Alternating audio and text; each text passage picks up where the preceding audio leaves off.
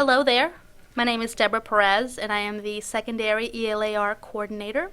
I wanted to create a short video to introduce you to a brand new resource that you now have access to. This is the Scoring the Short Answer Response flowchart. It is a handout that you should already have printed out so that you can work through this flowchart during this presentation. What I basically want to do is discuss the different elements of this handout and show you kind of how it's supposed to be used so that you have an instrument that will save you time and make you a short answer rubric expert. First off, I want to let you know that the different components that are being addressed in this flowchart are all elements that are included in the short answer rubric.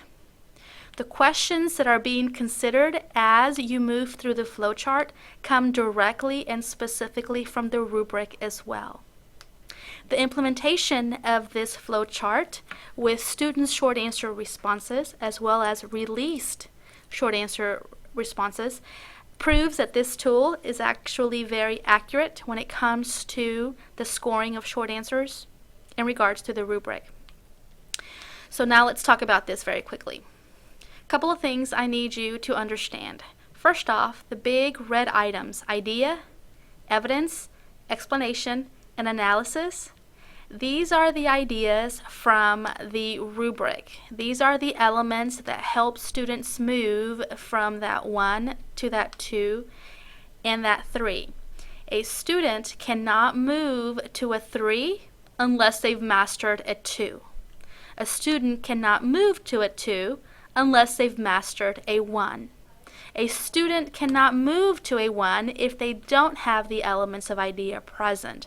So this is what makes this tool so neat, because it asks you to concentrate on one feature at a time, and if that feature is not present, there's no need to look beyond that feature to determine the score specifically. So it helps teachers and students understand the importance of each of the features. If you look at the top, this one, these are the questions that are specifically used with a score of 1. If the student answers yes, or if you answer yes to those questions based on the short answer response, then you automatically have a 1. And you move on to the next level. If the response is able to address these questions with a yes, you move down. Look at the rest of the questions, and if it's still a yes, then you move down another level. Once the response or the student is able to address all of these questions in level 2, they automatically get a 2. If, however, they're able to address the analysis components, and if those are present, then the student earns a 3. But if these are not present, it moves you back to a 2. So let's look at some examples. Let's say you're looking at short answer response for your students, and you specifically look at the idea or the answer. Is it present? Is it a reasonable and specific interpretation? And does it directly answer the question? If the answer is yes to all of those questions, the student automatically gets a 1 and possibly is able to earn a 2. If, however, that student does not specifically answer the question, maybe they provide a literal response and not an interpretation, then they automatically get a 0. So is it present? Is it reasonable?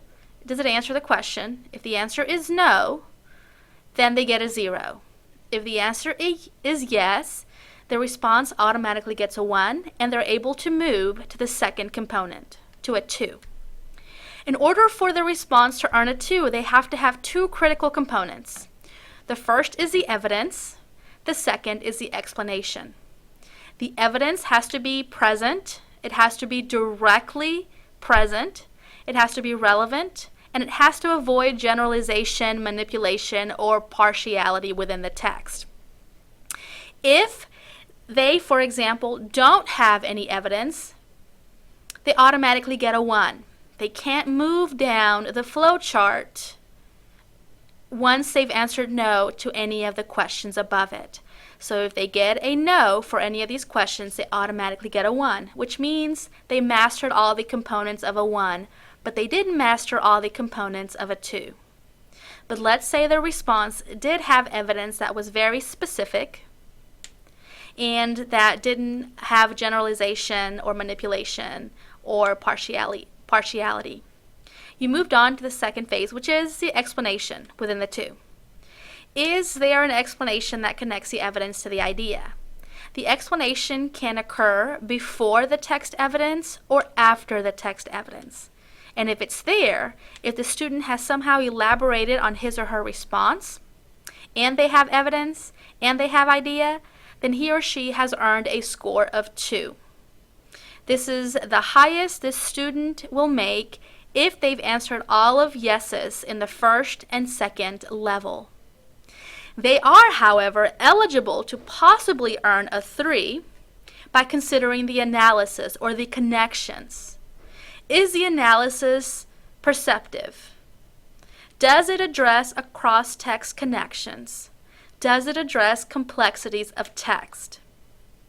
Is the response in some way, shape, or form showcasing the reader's ability to move beyond that single question and connect that idea to the rest of the text?